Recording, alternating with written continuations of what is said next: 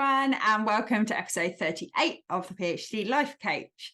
Now, I tweeted recently about the academic summer coming up and how it made me feel.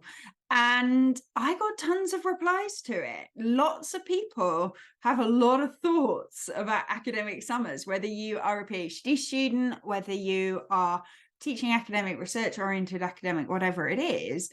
This notion of what an academic summer even is and what we end up doing through that time period really stirred up some opinions. And so I decided that I would do some podcast episodes about it. And at first I was planning this as a single podcast, this one. But the more I planned it, the more I realized there is way more to say about academic summers than that. So this is going to be at least a two-parter, possibly a three-parter. We shall see. So what do I mean by the academic summers? Well, certainly in the Northern Hemisphere, our academic years run September through to June, July. Those of you listening in the Southern Hemisphere, we're thinking about this upcoming longer holiday where there is much less teaching, usually, unless you're teaching summer schools and things like that. Much less teaching, much less structure. One of my favorite family memories was that my nana, whenever it came round to the summer, she would always be like, "Oh, you must be looking forward to your long holiday, Vicky. Must be so nice to get all that time off." And I'm sure you've had similar comments from people who don't understand all the things there are to do during an academic summer. But the fact is that even if it's not time off, the time does change for us. The priority change, the way it works change. The challenges that I've had with academic summers have really changed as my career progressed. And I think some of that is a passing of time and a changing of how academia is. But I think some of it is that as you get different roles and responsibilities, different things become difficult. So when I was a PhD student, an early postdoc, even into my early lecturing years, the thing that I found most challenging was this long, unstructured stretch of time. So really, I went from having regular meetings, journal clubs, seminars, all this stuff through till kind of early mid-July. And then things didn't start properly again until mid-September. And so all the way through that period, I lacked a lot of the scaffolding that I usually had. And you may find this yourself, particularly if you're in the earlier stages of your academic career, still doing your PhD and things like that. A lot of the things that kept me on track just simply weren't there anymore. And in many ways, my brain reveled in it. It was like, oh, I've got so much time. I'm not going to be taken up with this and that. I'm going to be able to get so much done. I had all these really optimistic plans as to what I would get written. But actually, it was really easy to become lethargic and to sort of drift and to procrastinate because you felt like you had lots of time. And so you kind of could. And then suddenly the summer's going through and you're looking at your to-do list and going, oh, God, I haven't done half of this. And you start having to chuck things off your to-do list. And then you start beating yourself up about that and realizing that actually you're not going to have done all the things you intended to do before the new academic year started after all. As I progressed further through, it became less of the challenge of a long, unstructured summer and more of a challenge that the current academic year would leach further and further and further into my summer because you find yourself involved in exam boards and module and program review and appeals and all these things that sort of eat it into the beginning of the academic summer. Then you also found that next academic year started impacting on the summer too, because you were being asked for next year's timetables and next year's assessments and getting next year's virtual learning environments up and all these different tasks that actually sometimes it can feel like there is no bit of the summer where you're not in either last academic year or this academic year in terms of all your sort of admin and teaching duties. And this is especially true for any of you who teach summer schools, who get involved in outreach activities through the summer and these sorts of things as well. So as I progressed through, it became almost the opposite problem, that my summers were somewhat more structured than they used to be, but I never got those clear periods of time where I could really crack on with all of those things that I said I was going to do during the summer, that I had every intention of trying to do during the summer. This really reached a head for me in 2020, as I know it did for lots of people. I was head of education of my school. So I was overseeing all the postgrad programs, all the undergraduate programs in my discipline through that time. And like for a lot of people, it just never really stopped that year. There was so much to do closing down the 1920 academic year. And then we were immediately getting ready for the next year. We were trying to do admissions when we didn't have A-level results. We were trying to plan for a virtual welcome week, virtual inductions, all of this stuff. And I don't think I took more than 4 days off that summer. It's the closest to burnout I've ever been. And it really made me say, no, this can't be like this anymore. This is not sustainable. And to really start to question some of the things that I was telling myself that I had to do and that were non-negotiable. It was so bad, it put back on the table so many things that I had been telling myself were just must-dos.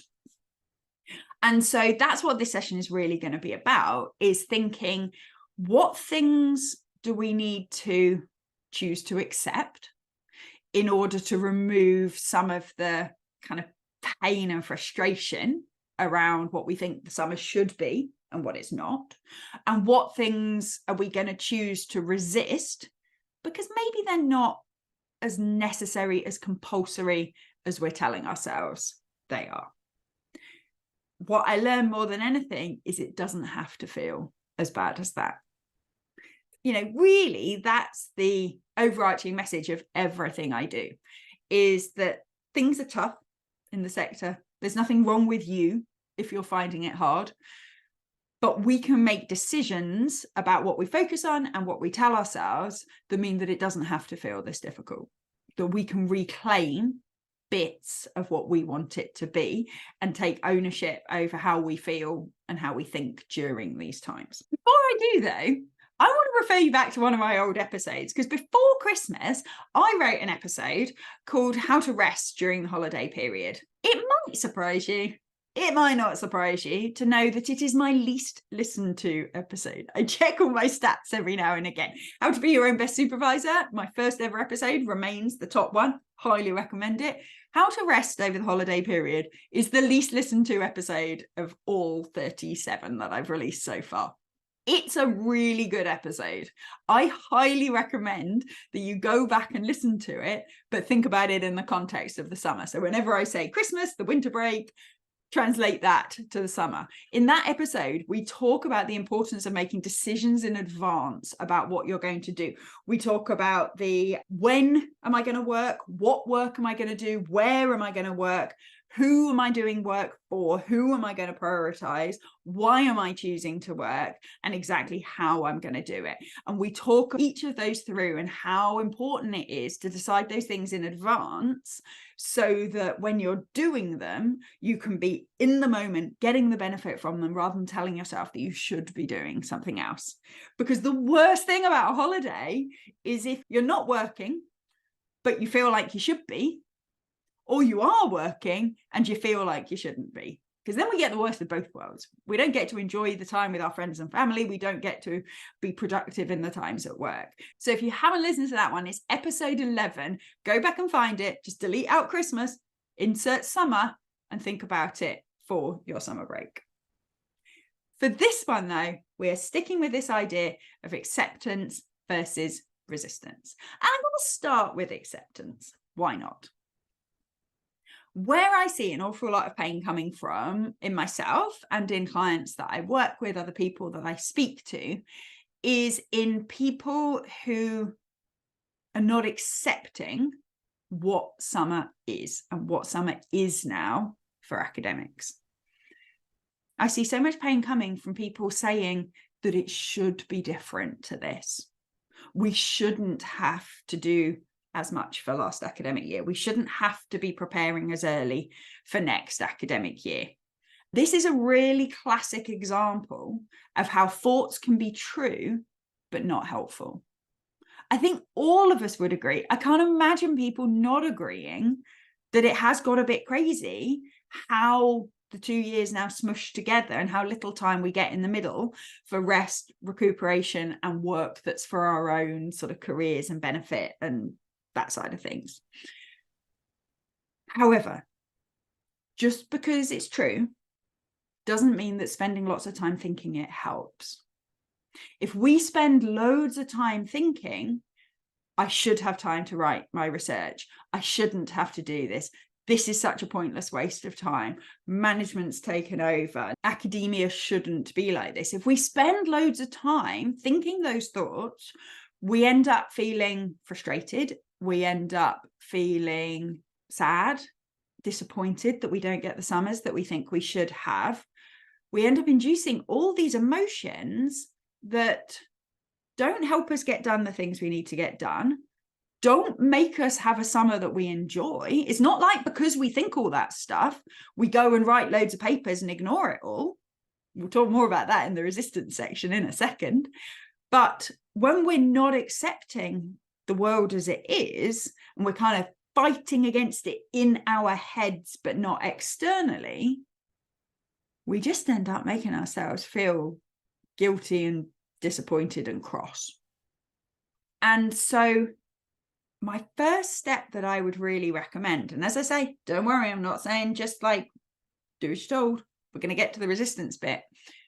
The first step that I would say is let's accept that summer is less structured if you're a PhD student. Even if you think that seminars should carry on and meetings should carry on and all that structure should carry on, let's accept for lots of us it doesn't.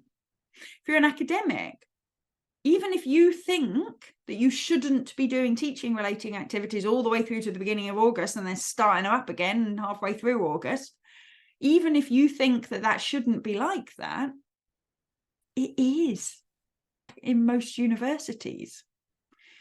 We can believe that it shouldn't be like that, but spend time thinking different thoughts.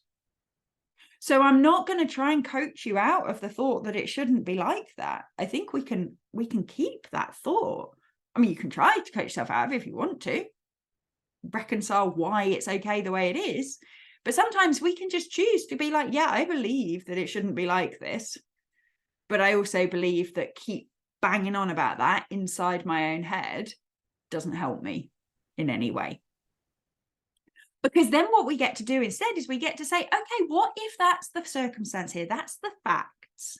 This is how it is. Then we get to look at that with curiosity and go, okay, so how can I make this summer closer to what I want it to be?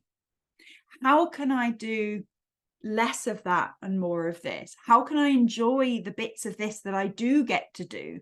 How can I prioritize the things that I want to prioritize? Because we're doing it from a place of acceptance that this is how it is. I am going to be getting emails about the structure of teaching and learning outcomes and whatever else all the way through the summer that I think I should be spending on research. Okay, that's how it is. Then we get to plan for that. If you're a PhD student who thinks you should get more support during the summer, you're probably right. I mean, your supervisors are exhausted. That's partly why you're not. But you're probably right that in an ideal world, you would get more support during the summer. But if we start from a place of, okay, but I don't, then we get to go, okay, how can I solve for that? I value that. It doesn't happen. I accept that. So how can I start to structure some of those things myself? How can I put solutions in place that help for me to strive and thrive and enjoy my academic summer? So we get to think about this acceptance.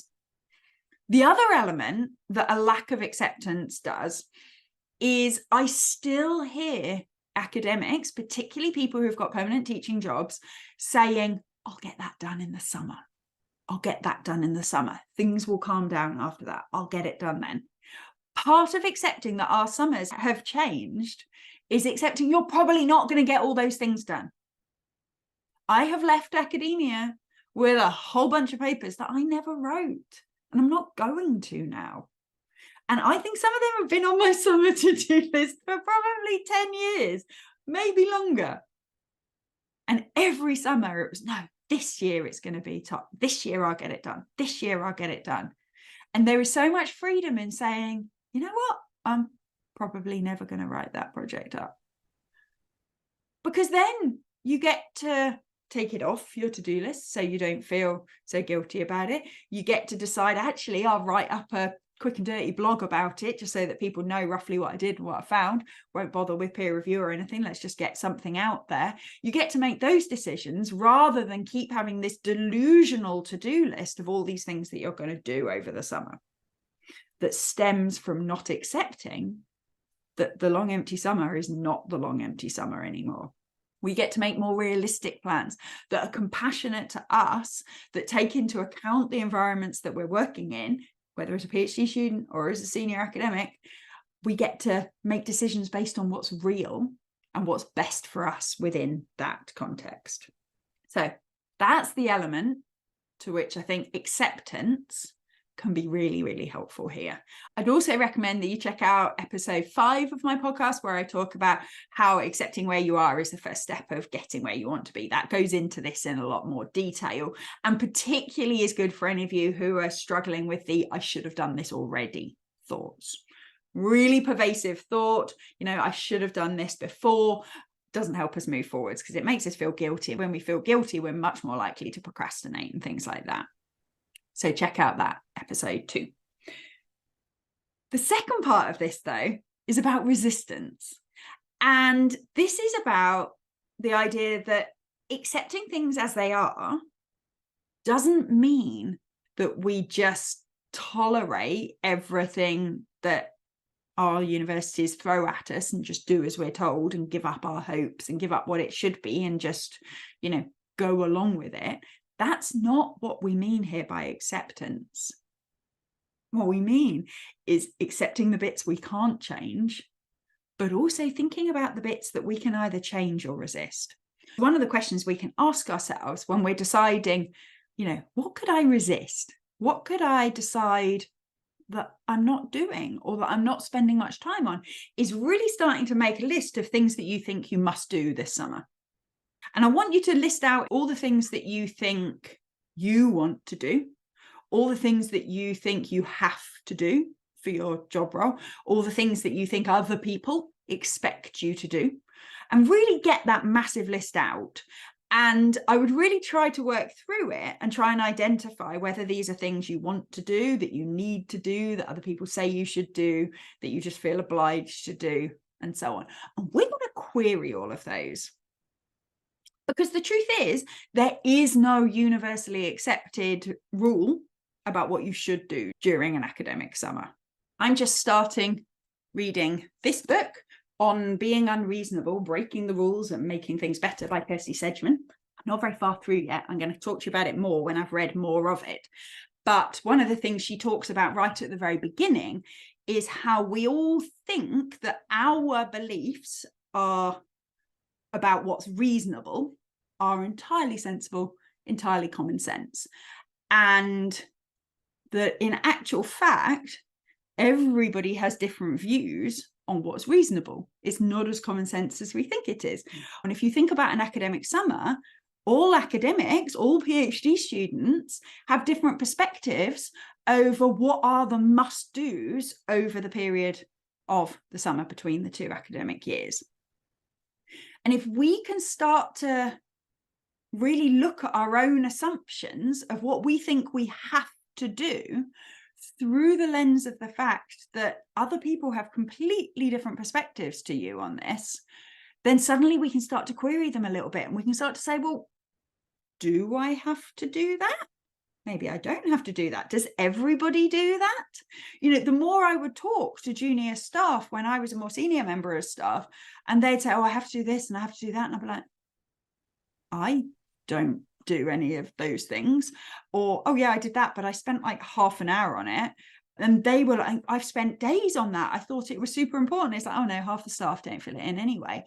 You get to realize that some of these things that you make assumptions are necessary are either not necessary or can be banged out really quickly with very little thought because they're not that important anyway.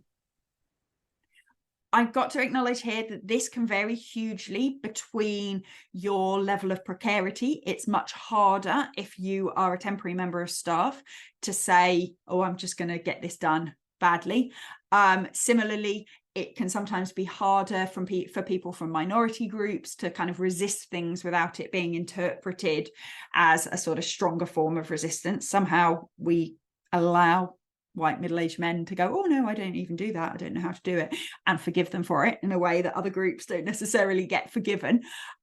So take all this within the context that I accept it's not necessarily as easy as it sounds, but we get to decide which things are we just not going to do, or which things are we going to do quickly. Is it true that you have to review every lecture before next year? No, absolutely not. You can decide you're not going to review any of them. You can decide, one of my colleagues used to have a rolling process where she would review a certain proportion of them every year. So every 3 to 4 years, the whole curriculum would get refreshed, but she didn't refresh every lecture every year. Is it true that next semester will be easier if you've got everything up on your virtual learning environment in advance? Possibly, but will next semester be easier if you've had a decent break this summer and you've got done that piece of research or that piece of teaching scholarship that you really wanted to get done and that's important for your career? Yeah, probably that too. So we get to decide which things we're just going to choose not to do. And remember, get rid of all the all or nothing thinking here. We don't have to think, oh, I'm just not going to do that. We can think, I'm going to do that quickly. I'm going to roll over my virtual learning environment from next year, get a couple of bits on it. That's enough. I don't have to spend 2 weeks perfecting it. We get to resist some of the things that we're being encouraged to do. If you're filling in 14 different forms that's all got the same information in it, cut and paste. Do it quickly. I think I've said in a previous episode, don't bother to change the fonts if they look scruffy. Just get it done. Hand it in. You can also choose to resist the pressure that tells you have to write up every data set you've got, or the pressure that tells you that you should be publishing X amount per year. You can resist that pressure too. You can decide, you know what?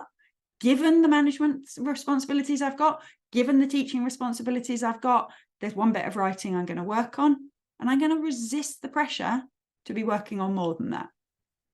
You can decide which elements of this you are going to resist. And the more of this we can decide in advance, the more of this we can go, you know what? I'm not going to do those things. The easier summer becomes. Because the fact is, you're probably not going to do all the things that you're currently saying you must do. At some point, urgency and acceptance and everything else makes you take them off your to-do list and go, yeah, no, that's not going to happen, isn't it? Imagine how much nicer the summer would be if you decided at the beginning, we're not going to do those things, and that's okay. The only way I got through the pandemic summer was by accepting that that was just what my summer was and resisting the thoughts that I should be doing something different. One of the things that over the years really helped me with the resistance stuff, the deciding that it was okay not to do some of the things that I thought I had to do, was seeing that when I handed on roles, so admin roles and things like that, when I handed them on to somebody else, they didn't do all the things I was doing. They did some things that I wasn't doing. They didn't do other things that I was doing. And the world didn't fall apart, you know? And I saw people get made, thankfully in my department, only voluntary redundancies, but I saw people take redundancy and they were absolutely busy with everything that they thought had to be done. And after they left, some of that stuff didn't get done. And it survived. I've seen people, unfortunately, off on long-term sick, and the things they used to do don't get done. And the department ticks along. I've left. There was loads of things I thought I had to do that don't get done now. And the department's fine. it ticks along without us. An awful lot of what we tell ourselves is absolutely crucial, is non-negotiable, must be done, and we drive ourselves crazy trying to do it. If we weren't there, it wouldn't get done, and the department would carry on. It would be okay. And that's not to make us feel, I don't want you to take that as meaning that we're utterly unimportant. We get to make our decisions and we get to make our impact. And I have no doubt that I made a big impact while I was in the school for the 20, however many years it was that I was there. I have no doubt that I did really important things, and I'm proud that I did them. But I also recognize that there was a bunch of stuff that I probably needn't have done. I could have done less. I certainly could have done less in those summers, and they would have been just fine. So I really encourage you to start now. We're at the end of June. We're sort of heading into conference season. We're heading into that summer period. Start now listing out the things that you think you have to do this summer. And start deciding which bits of this are you going to accept, that this is just what they're paying you for, and which of this are you going to resist? Which are you going to choose not to do? Which are you going to choose to do a quick and dirty job of and get out the way as quickly as possible? Because ultimately you get to pick. And if you're in a position where they're not paying you over the summer, so you're on 9-month contracts, which I know are common in the US, less so in the UK, or if you're a precarious member of staff, so you don't have summer contracts, really, really think hard about what the must-dos are and really pick apart which bits you can actively choose not to do. How do you decide? That's always the question I get. And this, I'm going to refer you to another episode. There's an episode called How to Make Decisions You Love. I would check that one out, because a big part of that is deciding what would be my reasons for doing this. And you get to look at your reasons and decide which ones you like best. So my reasons for doing my principal fellowship application was because I felt that I deserved the recognition. I felt that it would be important for my career progression going forwards. I wanted to, because I felt like I would learn a lot from doing it. And so I decided to do it. Other things, you might decide that your reason for doing it is because you've been told to. Your reason for doing it is because everybody else says you should. And you get to pick apart whether there are other reasons, because having been told to, or everyone else doing it, doesn't mean you have to do it. And it certainly doesn't mean you have to spend that much time on it. Another way to decide is to ask other people how long they spend on things. Because I think particularly junior members of staff and people who haven't got permanent positions make assumptions about how long other people spend on things. And so sometimes if you've all been given something you've got to do, you've got to do module review or whatever it is, ask some senior members of staff how much time they spend on it. Because I'm pretty sure, in fact, I know, I used to review the reviews. If everyone had to hand them in to me and I checked them out, there is a massive range of quality. And there were people that spent far too much time on it. It's not that I'm saying do a shoddy job. There were people that spent far too much time, too much detail, unnecessary levels of statistics, unnecessarily detailed narratives. We just needed the key points. And so talking to other people about how they choose what they do over their summers, how do they resist things, how do they not feel guilty or manage their guilt about the things that they're not doing, can also really help you to decide which things are going to be your focus and which things are not. In next week's episode, we're going to think more about how you can structure your summer to support you through that. So this will be, again, whether you're a PhD student all the way through to senior academic, how can you divide your summer into sections and what are the benefits of doing that, and how you can kind of prioritize different elements of yourself during that summer. If you haven't listened to the podcast about how to do role-based time blocking, that would be another one to have a listen to, because we're going to look at a kind of macro version of that over the summer so that we can really create some distinct phases and give ourselves all the benefits that that brings. So I hope you found today useful. We're going to be thinking about summers for at least another week. Let's start planning them now so that we can get closer to having the summers that we want. Thank you so much for listening, and I will see you next week.